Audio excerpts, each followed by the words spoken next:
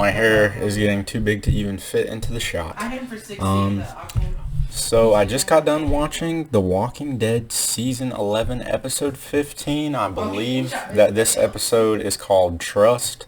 As always, sorry if there's any background noise. He's dead. But I believe this episode is called Trust. I've been on the internet and I can't really find an episode title that's been released for it apart from like a few stray websites say Trust, so we're going with that. But anyway, so it's a spoiler free as usual. I'm going to say that I'm going to give this one an 8 out of 10. It's not a bad episode. I think they fit a lot in and move a lot of storylines just a little bit. But the thing is, we're coming up on the second half finale, I guess is how you would say, for part 2. Next week is the finale, part 2's finale. So, you know, they're just kind of steady building up into probably a big boom with this finale. And like I said, nothing really too wrong with this episode at all. You know, it's all good, solid, just solid build up, moving storylines, you know, and I'm glad that they do fit quite a few in there. Otherwise, some of this would probably feel a little bit, you know, slow or like nothing happens, but because there's so much volume and diversity between each story that we got going on for the most part. I mean, they even have, like, just for example, they have Connie come in for a second with a little thing at the beginning, and Rosita pop in and out, you know, characters like that. And as I've said before, that's something Walking Dead struggled with. Of course, the cast is thinner now than it used to be, but still, just stuff like that makes it feel more alive, you know. So yeah, 8 out of 10, nothing wrong with it, just steady build up. So we're gonna go through and talk about the things that I like. I got my notes here. So the opening shot comes back around to that the bad guy from Ozarks, that actor, I forget his name. He would dip his finger in the whiskey. Pretty memorable little brief villain. So the cool gore with him, with his eye all bloodied up, and I've been really blown away with some of the gore that we've been getting, especially last episode. I mean, it's Walking Dead, of course they, you know, have gore, but I've just been like, wow, you know, wow, they're really going for it. Okay, so I was humored by the, I forget what you call it, I have no idea, the forensic guys who deal with the police work whenever they put down, like, little number cards at crime scenes. I got a kick out of the Commonwealth doing that, like they're, you know, like it's the old world. I love that little detail, you know, how they're so modern, you know, and they really do a good job of showing stuff like that, better than the comic book even did, I believe. And then, let's see, Aaron and Gabriel, these actors just work so well together. Angela King talks about it after the show. Just a little brief thing at the beginning, wherever they look at each other and they're like, Lance basically isn't buying their story, and he's like, is that really what happened? And they kind of look at each other, they're like, I mean, yeah, you know, pretty much, you know. I love that. Also love the looks with Daryl to them in this scene. When he's kind of looking at him, I'm not sure if Daryl knows the full story of what's happened. But, you know, obviously he's going to be on our group's side, as he displays several times throughout this episode. But he kind of gives him a look like, you know, I know you guys are up to some shit, but, you know, whatever. I don't know what's going on, but, you know, I got my eye on it type of look, you know. Lots of great, just good stuff from Norman Reedus this episode, you know. I get frustrated with Daryl's popularity with the, like, because some of it is, like, how he used to be, and he's not like that anymore, or his, you know, I don't know, females find him, like, physically attractive, but his acting is really good. Norman Reedus is a really good actor, and really nice actor as well, you know, it seems. Just from some of the behind the scenes stuff. I mean, sticking to the show as long as he has and everything, right? Anyway, let's see. So Princess and Mercer are now officially a couple. You know, we kind of got one scene. Didn't I say the last scene that we got with them, I was like, oh yeah, Mercer's gonna get some for letting Princess into the show or whatever. And yeah, look what he got. They've been having lots of sex, as they kind of jokingly have. I love both of these characters individually and together. Much different than their Princess comic counterpart anyway. She was a little bit annoying and unnecessary in the comic, but both of these characters, whatever they were trying to do with them in the comic, works so well on screen. Like I said, between the two actors are great. They have some nice dialogue here, talking about Mercer's kind of opening up to her, and then also Mercer's talking, teasing about his military, like, wake up time schedule, and little nods to the comic about how Princess talks so much, but he likes it. And yeah, it's just nice. They're both so good. I think we'll get into them more a little bit later. Okay, and then Carol deserves child support, just like Daryl and I guess everybody else, for taking care of Rick's kids, because she's dropping them off at school because they're orphans. It's so sad, but she's dropping them off at school, Aunt Carol. And then we get a nice scene with Ezekiel coming up and talking to Carol, and he is thanking her finally for the medical attention that she got him.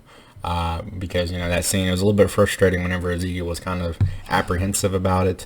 Not very grateful for Carol getting the care, but he comes and thanks her, and it looks like he's going to be okay.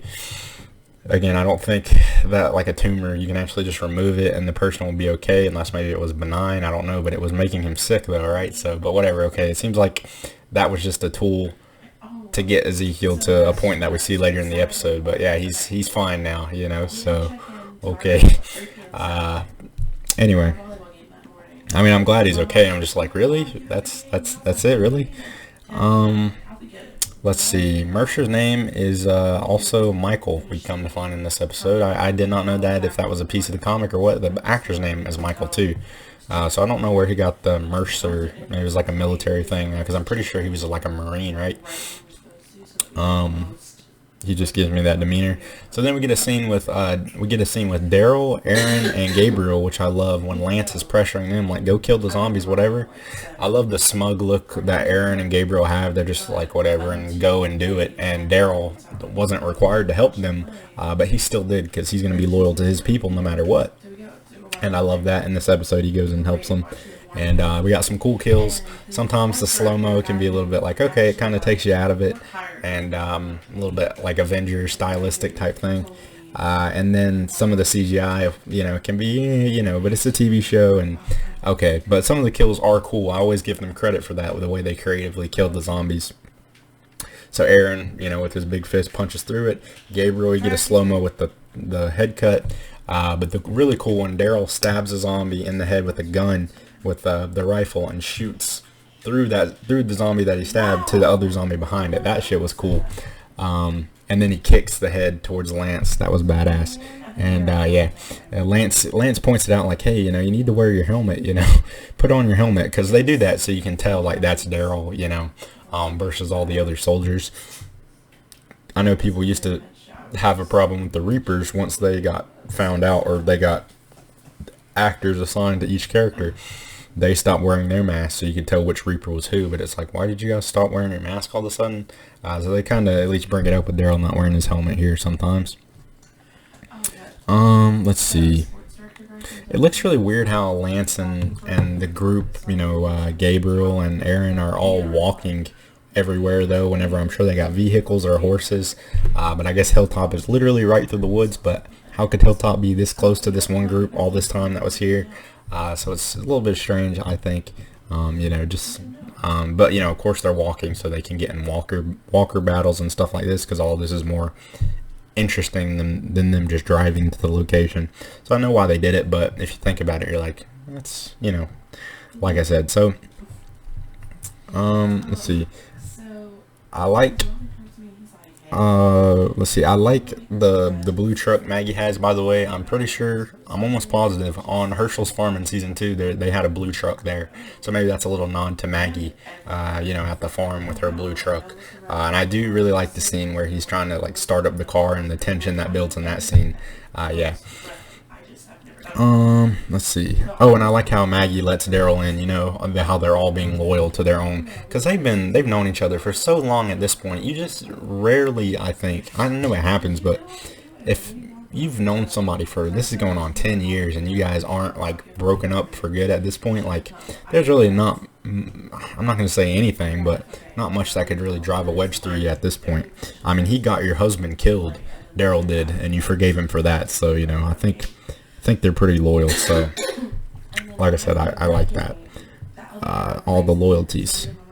And then I love Mercer's character arc here, just the actor, I think, really sells a lot of it. But you know, they're building up the same thing with him as in the comics, where he's, or a little bit, I would say better too. I mean, because you know, you get the charisma of the actor, and then as well, where he's kind of, I love the line from Stephanie, his sister, when she's like, "Oh, maybe all you are is just a poster," you know, because he's just their, not their boy to look good. I mean, he does their boy. That sounds messed up, man. I shouldn't say it like that. Not their boy. You know, their poster boy, right? But you know, he has this inner conflict where he's like, you know, okay, maybe I shouldn't just be a loyal soldier. I can be more than that. And I really like his story arc, man. I would have loved to see like Rick interact with him or something like that. Of course, Rick with just want Rick back, but yeah, he's a super interesting character. I would like to have around, but again, I hope they don't like keep him around for like spinoffs and like run him into the ground either. Some of these characters like Princess and Mercer, for instance, how much I'm liking them. It sucks that they just come in at the tail end of the story, so I'm like, I could almost do it with a little bit more of you guys, like maybe a Mercer origin story and Tales of the Walking Dead, that spinoff, or something like that. But yeah, really great character. And this guy's ripped too. Jesus, yeah, guy's ripped. Anyway, I wish, that's what I was gonna say. Negan. I wish they had gotten Negan, the actor Jeffrey Dean Morgan, to work out and get like ripped like Mercer for his role as Negan. You know, because Negan, comic Negan, is supposed to look like how Mercer. You know, because characters like that, they can be obviously intimidating without even. It just adds a lot to Mercer's intimidation. You know, as it could have with Negan. And yeah. Anyway, so Yumiko's brother falling into Ezekiel was really funny. I'm a little confused with that. Was that like staged? All a part of Ezekiel's plan? I don't think so. But it was just so strange the way that the doctor is sneaking around in the hospital with like the bag of medical supplies. And why even have Ezekiel with you? I think he could have just walked in there, took a bag of shit, and left. I mean, he's the fucking doctor, you know? Nobody's really probably going to be looking at him, questioning him in there, especially if you just walk in there like normal instead of sneaking around like, you know, how he was doing, looking super suspicious. Really strange, that scene, but it was funny the way he fell back into Ezekiel's arms.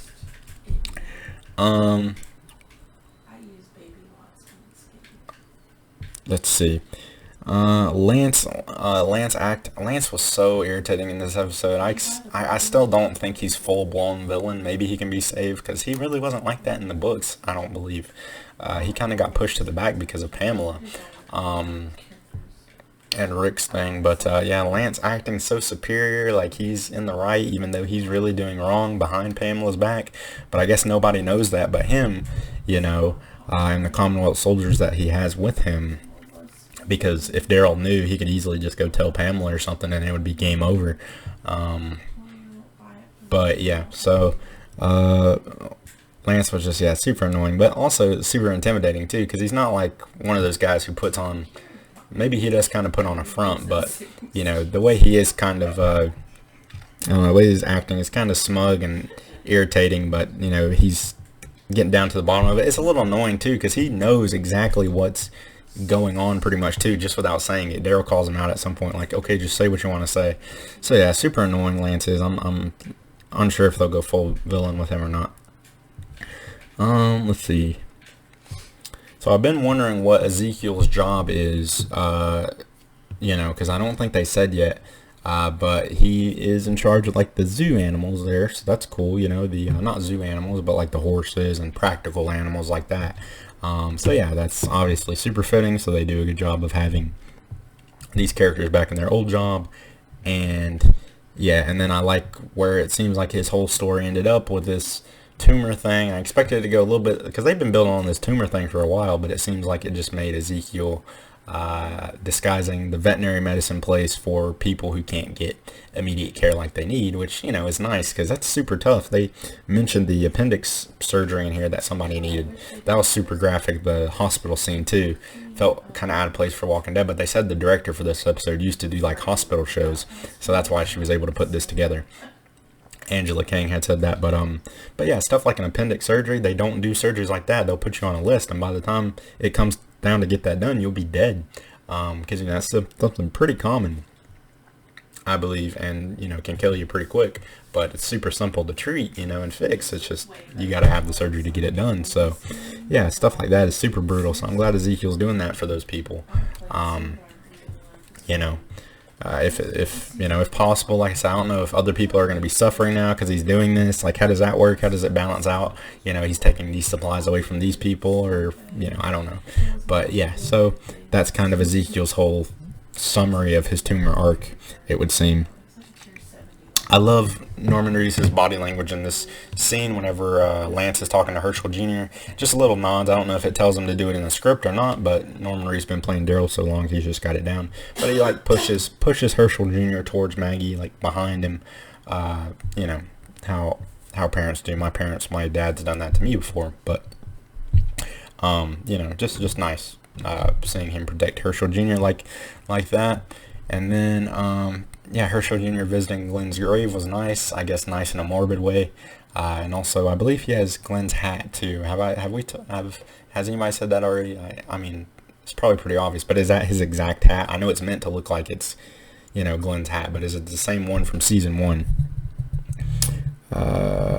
Herschel Jr. though, that actor, man. I mean, not everybody can be as good as Judith, and I know he's young, but some of his acting, I'm like, is he gonna sell it? Is he gonna ruin the scene? And he's just been teetering on the line of okay, it's passable for me, but he's really young, so he's just so emotionless with everything, Daryl drops the F-bomb. This was pretty huge for this episode. Everybody was talking about it before I even got to see the episode. Even though if they're going to do F-bombs, I don't know why they didn't give one to Rick. Maybe they have, I just don't remember. But I know in the season 4 finale, there was a deleted scene of Rick dropping the F-bomb. Negan, obviously drops the F-bomb a ton in the comic. So, yeah, I would like to it seems like Daryl gets all the F-bombs. Last one I remember in season 9, he did a hand clap whenever he was talking to Rick to kind of cover it up. And in this one, he has the gun in front of his mouth to cover it up. I guess they're allowed probably one a season. And I don't know if Norman Reedus just did it and they're like, oh, it's so good we're leaving it in or what. But okay, Daryl dropped the F-bomb again. I think he even got an F-bomb back in season 4 too. I don't know if that was a deleted scene, but yeah. I already talked about if Daryl knows what's going on with Aaron and Father Gabriel, because he was kind of talking to him at the fire. It seemed like they had a moment to talk and catch up, but I don't know if Aaron and Gabe aren't telling him because they don't trust Daryl to not say anything. I don't know why, but that's what kind of pissed me off if I was Daryl. You don't trust me, after all this time. Or maybe it's just for the best, I don't know, but I felt like we needed something. Eugene getting another girl out of his league, with, what's her name, Stephanie, so, yeah, there's that. And then it looks like they're setting up Maggie versus Leah. Maggie, please, kill her with fire, even though there's no tension with this. I mean, we can pretty much assume without the Maggie spinoff that Maggie's going to survive to the end of the show if you've read the books, for sure. But still, there's no tension here, I'm watching it. It's supposed to be the tension-filled thing, right? Lance hiring her to kill Maggie, I'm pretty sure we're supposed to assume. But I'm just like, okay, I hope Leah dies soon. How's Daryl going to handle this? Daryl, please don't protect her from Maggie or try to solve it. Just fucking kill her, man. At this point, it's just if you've seen any of my other reviews, I'm over the whole Leah bullshit, man. I just want that Reaper stuff to be done. And then so I hope we get more. I guess it'll be more for my review next week, but I'm surprised how little we've gotten of Pamela this half. I'm thinking next half, by the end of next episode, I'm thinking Maggie will have joined up with the Commonwealth, and next half we'll see Pamela and Maggie build up more because they had that nice connection already. So yeah, and I hope we see more Magna and Yumiko as well. I felt like they kind of had an interesting story to tell with their dynamic, in the Commonwealth, and we haven't quite seen that yet, but maybe we will. Maybe Lance will go to trial or something, and Yumiko will be, in charge of it. I don't know. So yeah, lots of different storylines going on, lots to kind of wrap up.